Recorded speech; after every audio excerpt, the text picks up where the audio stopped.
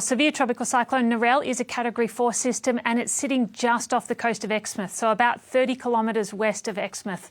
And it is expected to scrape along that northwest Cape region over the next few hours. Obviously, being that close to the Exmouth and the communities up there, they're already seeing the impacts of those destructive winds as that system is moving past.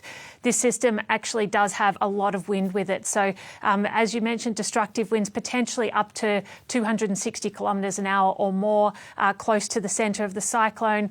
Further out, we're looking at, 120 to 200 kilometre an hour winds, and actually seeing those winds quite a long way from the centre of the system. So quite a large warning area, asking everyone in that area to make sure you're aware of the warning area.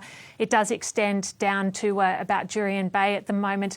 We have recently been able to remove places like Dampier and Karratha from the warning area as the system's moving southwards, but there is still a severe weather warning for those areas for the risk of damaging winds, probably a little bit lighter, more sort of 90 to 120 kilometres an hour, so not quite cyclone strength. But yes, it's all happening. That system is very close to the coast right now. OK, and exactly where will it track today? Which towns are going to be in the firing line?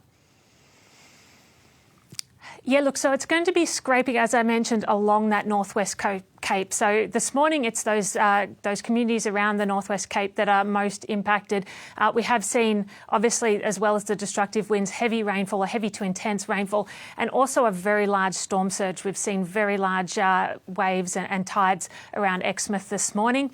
As we go through the day, that system will be moving southwards. It will make landfall somewhere north of Carnarvon, perhaps around Coral Bay, but it will depend, because it's tracking so close to the coast. Exactly the track of where it comes across is hard to say at this point, but it will certainly be bringing those very severe impacts to those communities sort of north of Coral Bay through the day, moving down towards Carnarvon later in the day, potentially weakening a little bit as it comes on land, so perhaps more like a Category 3 cyclone as it comes past Carnarvon, but that could still mean wind gusts of up to 200 kilometres an hour, very severe impacts. It will then move southwards through the Gascoyne, potentially impacting Geraldton overnight tonight and into tomorrow morning, perhaps passing Geraldton as about a Category 2 cyclone, and then making its way further down into the central west and eventually into the southwest land division as a Category 1 and then as a tropical low. You mentioned some of those severe impacts, particularly with respect to the winds, not just necessarily being in the eye of the storm, but expanding out a little bit further. You speak of storm surges and tides there as well. Will this bring a lot of wet weather with it? And what are the major challenges and areas that are expected to be hit with those storm surges? So look, obviously the storm surge is going to be those coastal regions near and ahead of the crossing. So once it moves on land, we'll see less in the way of storm surge. As is usually the case, winds going clockwise around a tropical system or a tropical cyclone. We'll probably see the storm surges mostly on the northern side of the centre, where the winds are pushing the water onto the coast. So around Exmouth, we're seeing that this morning. We're seeing very large tides around Onslow. And as the system moves southwards, we will see those northwest Cape regions seeing those very large storm tides as well. In terms of the heavy rainfall, look, there could be heavy rainfall anywhere in the warning area.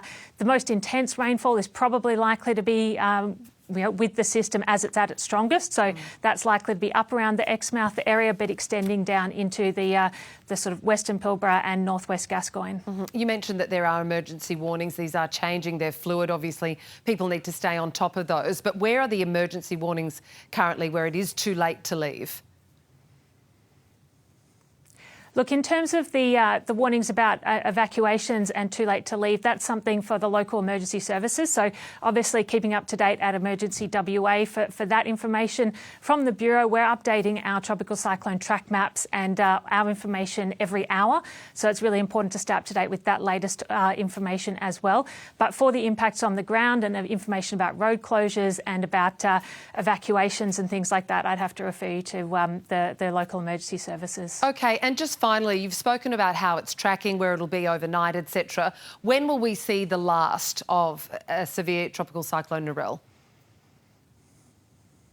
Look, this system has been a ridiculously long-lived system, having obviously impacted Queensland, Northern Territory and now WA. It is going to be moving across the southwest land division over the weekend. It will bring rain there. It'll be probably below tropical cyclone strength, although we could actually see some damaging winds around Perth as it goes past, perhaps around the Scarp in particular, and some pretty heavy rainfall as well across parts of the southwest land division. But eventually it will make its way off the southern coast, and by that point it'll be over cold water. It won't have the energy to redevelop into a tropical cyclone, so that will be the end of the cyclone as it exits Western Australia. A busy day ahead indeed. Senior meteorologist Christy Johnson from the Bureau of Meteorology, thank you.